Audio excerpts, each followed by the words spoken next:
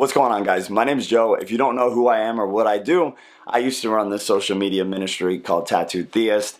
We would talk about pretty much anything under the sun within Christianity, atheism, stuff like that. It started as an apologetic Instagram where I would just post things about apologetics, post things about atheism, and the first couple thousand followers on Instagram were pretty much all atheists. And so we would just talk. We just unpack these topics, go over things, kind of converse, just like have a good time trying to figure out what's going on, what's true, what's not, what do you agree with, what do you not agree with, where can we compromise, all this stuff like that. And honestly, it was so much fun. But as it started to get bigger and bigger, more followers and more followers, 5,000, 10,000, 12,000, it began to shift into me realizing there's a huge gap within the Christian world, within church and pastors, that needed to be filled. And so I decided to try to fill that gap. And I think you and me, like you guys and me, I think we did a pretty damn good job of filling that gap. And the gap is this. I feel like in Christianity, we have a really hard time saying, I don't know.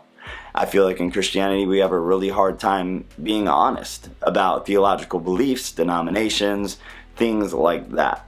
Here's the thing, and I have a video on this. Non-denominational does not exist. It doesn't exist. I can go to any non-denominational church, listen to a message from the pastor, read their faith statements on their website, and I can tell you pretty much what theological bend they have.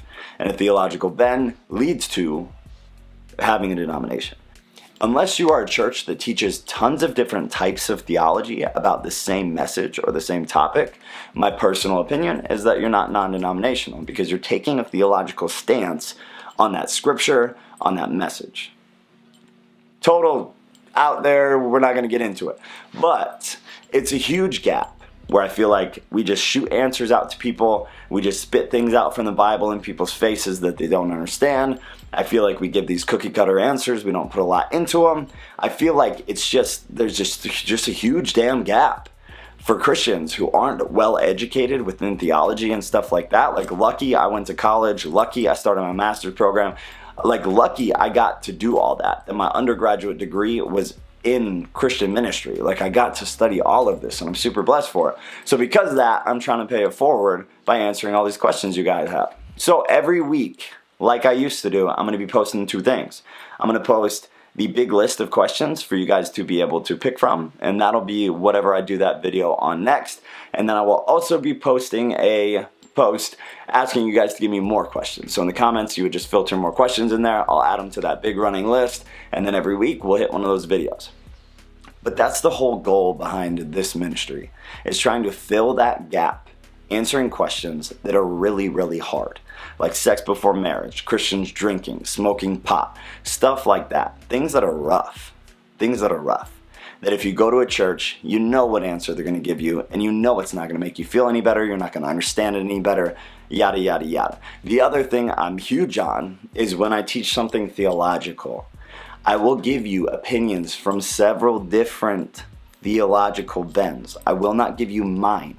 Sometimes in a video, I will tell you what my opinion is, like what my theological understanding of that is, what my belief is, but I will teach you several. I will not just stick you with mine, because I do not believe in that. I believe you should teach and let people choose for themselves. So I try to give you guys as much information as humanly possible so that you can make a well-educated decision on what your belief is on whatever that topic is. So real quick, we got to jump into this before I make a really long, I already recorded this once and it was like 19 minutes long. So I'm trying to hustle. I think we hit everything so far.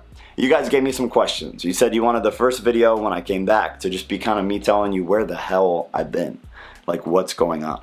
I was really heavily involved in this, and then all of a sudden I was just gone. So where have I been? I have been in a rough spot. About 2 years ago, I hit a wall. I hit a wall hard. I moved to Chicago. A lot of stuff happened when I moved. A lot of moving parts, a lot of stress, a lot of anxiety, some depression in there. I was just super, super, super overwhelmed that I could not deal with stuff. Like normal habits that I have, like going to the gym. I was always huge on the gym. It fell apart. So, I mean, pretty much everything I cared about started to just fall apart. And I did the one thing that nobody should do. And I leaned away from God. I did not lean into God.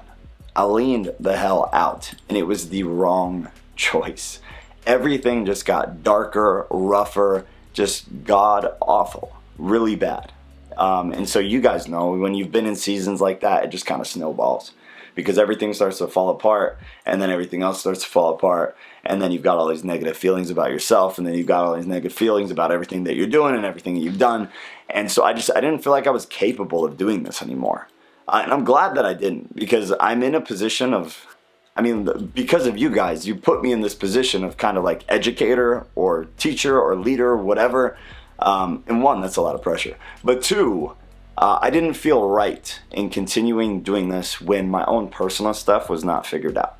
So I knew I needed to spend some time trying to figure my stuff out. The problem is that I didn't do that. I just fell deeper into the cycle of just negativity and sad and disappointed with my life and just all this stuff. It was super, super rough, really overwhelming.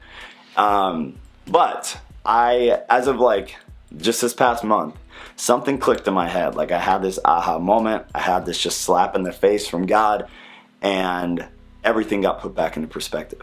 So everything is changing my life, and it's been so freaking great. So great, because I've been in such a poor place for the past couple of years. So now that I'm in this new place, one of, if not the most important thing to me, is getting this ministry back off the ground. Because periodically I would read these messages that you guys sent me, like being grateful and stuff, and I would just want to cry all over my face. Because you guys are so sweet, and for whatever reason, this is working. Like they're understanding this, they're identifying with it. And I think it's just because I explain things plain as day. And I think it's because I respond honestly. Like I tell you, I don't friggin' know the answer to that. But here's what I think, here's what he thinks, here's what she thinks, now you decide. For whatever reason, it's resonating. So this is super important to me to get back in this game. But that's basically what happened to me. I hit a really rough patch, and then I made that wrong call. I pulled away from God. I did not go into God, and everything went downhill, as you can expect. So if that's you and you're pulling away from God because stuff is going wrong in your life, you need to shoot me a message on Instagram. Some of you actually already have. We need to chat, okay? Because it's the wrong move. Don't do it. Take the last 2 years of my life. I'll tell you all about my misery. And then you'll be like, maybe I should go pray instead. Because that is not what I did. And I very much regret it. But moving right along, we're at 8 minutes. I gotta hurry. Okay, where's my faith? My faith is in a good place now. Now it is in a good place. I'm starting to get back to all my normal stuff. I've been reading a lot more, listening to things, just diving back into the Word, diving back into theological text and authors that I like. It's been good. My faith is good. My faith wasn't gone 2 years ago. It didn't go away. Basically, look at it like this. If you have a gym membership, then COVID hit. So you're not going to be going to the gym anymore. So what do? They suspend or they freeze your account. Where you're still a member of that gym, but you can't go there right now. You're not going there right now. But you're still responsible to that gym. I felt that way with God. It's like my account got froze with God. I froze my account with God. Where I knew I was still responsible to Him.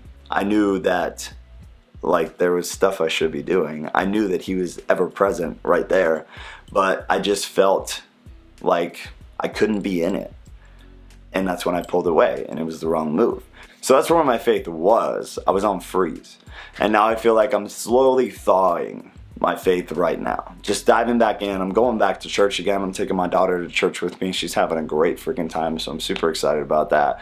But my faith is in a decent place. I'm really back in that phase of trying to reconnect with myself and my faith. I'm trying to reconnect that personal relationship with God. Because everything is different now. 2 years have passed. A lot about me just personally has changed. A lot of my beliefs about things have changed. So I'm back in that rekindling phase of the relationship with both myself and with God. So that's kind of where my faith is. Next question. What has been the most significant prayer on my heart over the past 2 years? I'd have to say my daughter. So a lot of you guys already know her from social media and stuff. Zaya, she's 4. She's beautiful. She's so big. She's like a real freaking person now, which is crazy. But her and I have gotten really, really close, and it's been really, really awesome. We're like best friends at this point. So because of the way the world is, I am, excuse my language, but I am fucking terrified that she's growing up in the America that we live in right now, and I'm not getting all political, so chill. But it's a rough spot that this country is in. It's a rough spot that the world is in. And my daughter is growing up in it. And it's scary, just like any of you guys that have kids. So that's been a huge prayer on my heart, is just that my daughter be spared of a lot of the struggle and the strain of what it will be for kids in that generation to just live in the world the way it is right now. It's been a big prayer on my heart. The other one has definitely been to just get my faith back, because I felt like an empty mess since I froze my account with God. Next question, because I'm already over 10 minutes now. What are my plans for life? I don't know. I got a good job, a stable job. I'm a head trainer at a women's boot camp. So I'm a personal trainer. It's fun. You know, I have a good time. A lot of the ladies are really awesome. They work really hard. They show up. They get it. They go home. I'm happy. So that aspect of my life it's good. And there's some new things with all that might be coming that I'm really excited about. So if that stuff happens, then I will let you know. But my plan is just to keep going with my daughter, really. I just want to grow deeper in relationship with her. I want to get her involved in the church again. I just want to grow that relationship with her, because I'm very worried about the world that she's growing up in. So I want to be a big, fundamental part in trying to give her the best chance she has to take off into, early teenage years and then into adulthood, where I feel good about what I instilled in her and the work that I put into her. I guess those are my plans for life right now. What are my plans for this ministry? My plans are to jump right back in, like I've already talked about. So I'm going to do those 2 posts a week. One will be the list. You guys need to vote, and then I'll do that video. The other will be me just asking for more topics to add to that list that I post every week. I really, really want to jump right back in where I left off. I want to come in hot and get this going again, because I genuinely miss you guys. When I posted that thing on Instagram, tons of you messaged me, and I tried to respond to all of them, and so many familiar names and faces, it just warmed my heart. Like, the fact that you're still there is crazy. We've lost like 6,000 followers on Instagram. Who cares? Because the ones that are still here, you guys are just badass. I really, really, really miss talking to you, a lot of you guys. I really miss the conversations about theology, about life, about the church, about atheism, all that stuff. So I want to jump right back in where we left off.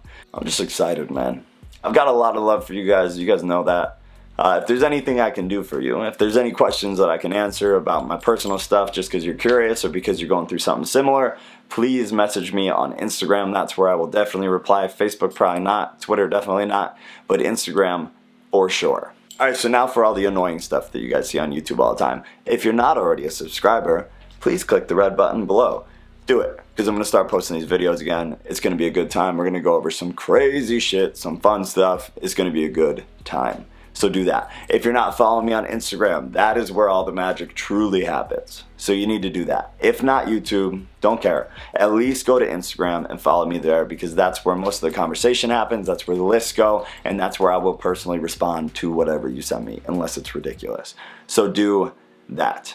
I got a lot of love for you guys. I'm really excited to be back. Thank you guys for just the warm welcome and the encouragement, because it is driving me to not fall through and to not go back into bad habits, and instead to get back into this good habit and try to just talk to you guys again. I just miss the conversation, man.